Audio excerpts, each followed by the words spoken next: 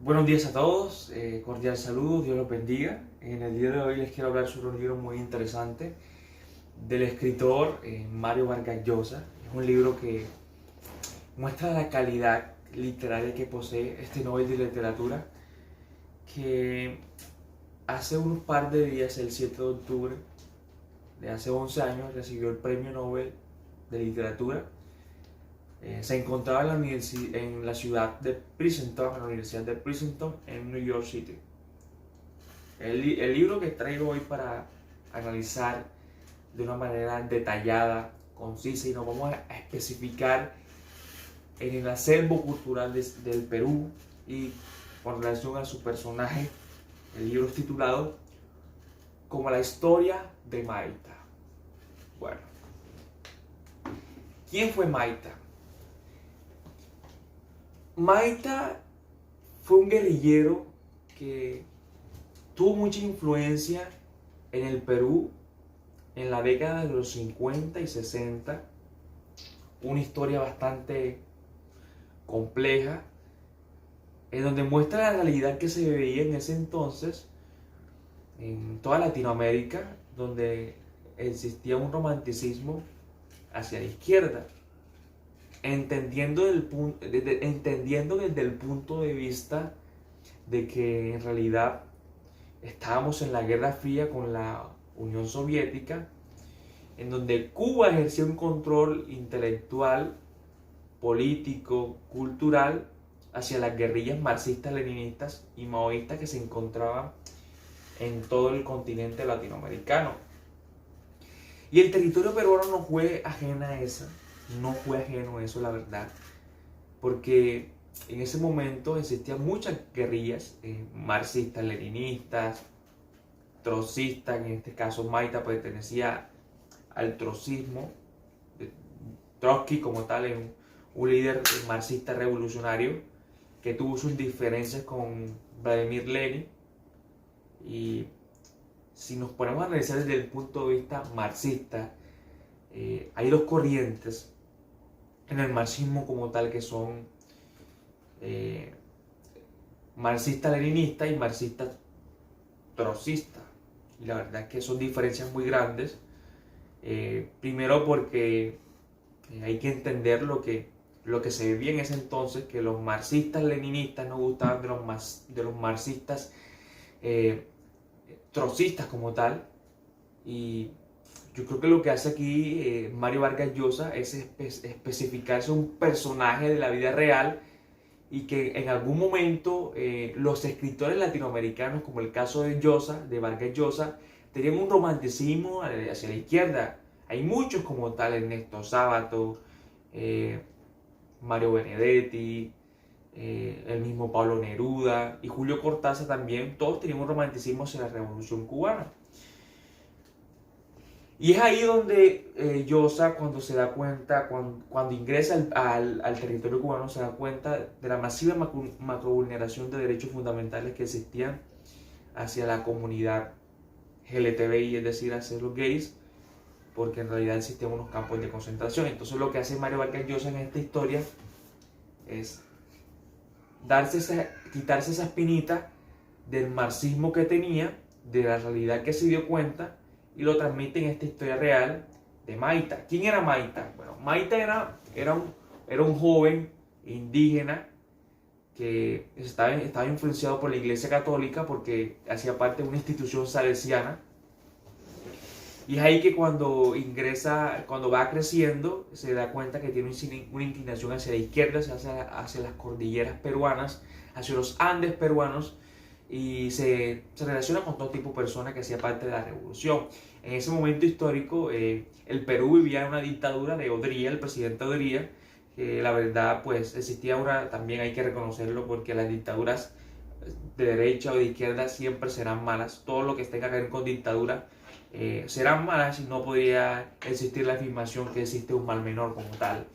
Es por esto que lo que sucedió en ese entonces con Odría y el pueblo peruano es algo muy detestable en el campo de la democracia como tal. Es por esto que Maita era un guerrillero que tuvo un amigo conocido como Vallejos, él se enamoró de la hermana del guerrillero de Vallejos y la dejó embarazada, tuvieron el hijo, pero lo que resultó bastante controvertido era que Maita era de una condición sexual diferente, que en esa época era un tabú como tal, él era gay como tal y tenía relaciones sexuales con hombres. Y la verdad que esta historia pues es una historia, la historia de Maita es un libro que es muy controvertido y es una de las obras literarias que han sido más criticadas, y de Mario Vargas Llosa dice que es una de sus obras más infravaloradas, porque en realidad él siente que su obra es un eje fundamental en el campo de lo que tiene que ver con la historia de las ideas políticas en Latinoamérica, la historia de las revoluciones en América Latina, en consecuencia de lo que se vivió en ese entonces con las dictaduras militares en la Guerra Fría como tal. Entonces, Maita fue un guerrillero que sí tenía su condición sexual, era un guerrillero que estuvo preso 2 veces, que intentó fugarse, era un guerrillero que como tal al final de sus días vivió lo triste que puede vivir una persona. Él al final vivió su libertad condicional, la verdad. Pudo disfrutar su vida, pero ya está demasiado anciano. Y es una historia muy conmovedora, la verdad, porque es ahí donde en los mismos partidos políticos, en este caso el marxismo, en la misma corriente política existen divisiones como tal. Y es ahí donde como tal existe una realidad que vivimos hoy en día con las corrientes políticas, que existen siempre divisiones. Entonces, por esto que en realidad la historia de Maita es una historia muy interesante. Es una historia muy interesante porque lo que hace Mario Vargas Llosa es relatar la realidad del marxismo, como tal, la división que existe entre los que siguen a Trotsky, los que siguen a Lenin. Son corrientes totalmente diferentes, porque en su momento Mario Vargas Llosa, él participó en el marxismo. Él dice que cuando él empezó a estudiar, su familia quería que estudiara en la Universidad Católica de Perú, pero él se inclinó en la Universidad de San Marcos porque decía que ahí estaban la gente de izquierda, porque estaban la gente de los estratos más bajos, donde existía la revolución como tal. En cambio que en la otra universidad estudiaban la gente que tenía más dinero.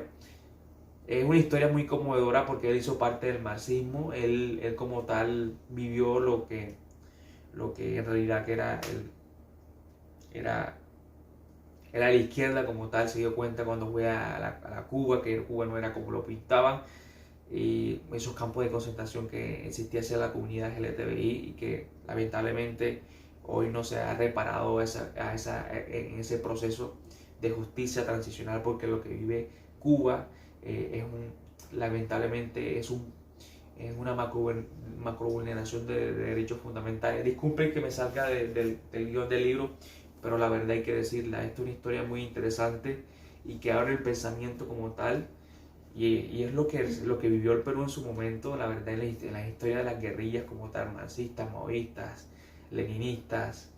Y la verdad es que quise demostrarle cosas instructivas del Perú. Aquí tenemos el pisco peruano, es una bebida muy apetitiva, es como un aguardiente muy fuerte.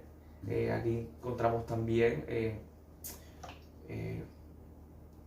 el Cusco, también es algo que es relacionado con el Cusco, y también es pisco. Muchas presentaciones que venden en Lima. En Lima existen muchos lugares de artesanías. Encontramos la representación del Cusco como tal en estas cuestiones que son bastante interesantes. Y la verdad que el Perú tiene muchas cosas interesantes. Miren aquí todo el territorio peruano, el Pacífico como tal, las playas de Huancayo en el Trujillo, son unas playas hermosas. Y la verdad es que aquí lo que hago es hablarles un poco de la historia de Mario Vargas Llosa y del Perú. Viva el presente Perú, viva Mario Vargas Llosa.